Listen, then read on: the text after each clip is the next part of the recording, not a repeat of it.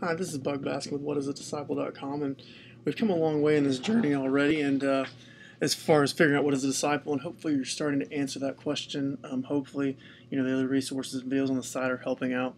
This principle or characteristic of a disciple we're going to look at today, again, is very important as usual, and but also very difficult. And this is the characteristics of perseverance, because a true disciple perseveres.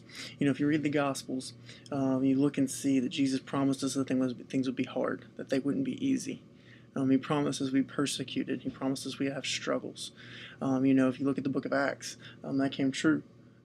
His followers, his disciples, were beaten. They were arrested. They were killed. But you know what? They continued to persevere and to continue to share the gospel, to be disciples and to build disciples. And there's a reason why. It's because they were able to look at the example of Jesus, see what he did with his life, and see what he did as he went to the cross. And he persevered through all he was going through and continued to be faithful, forgiving, and loving.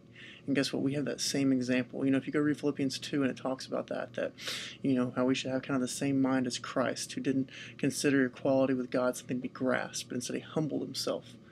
And he came to earth as a man, and he died for us. And because he persevered, we have to persevere.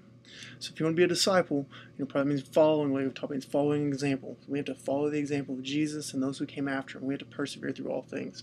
This one's so important. Because, like I said, we are setting an example for others, and this is desperately needed because people need to be discipled. They need us to be there and be there faithfully for them. So I encourage you to think about this. Think about your struggles and weaknesses and perseverance. Pray for God to give you strength. Be prepared for what may come in order to prepare you and develop perseverance in you, but know that every piece of that journey is totally worth it.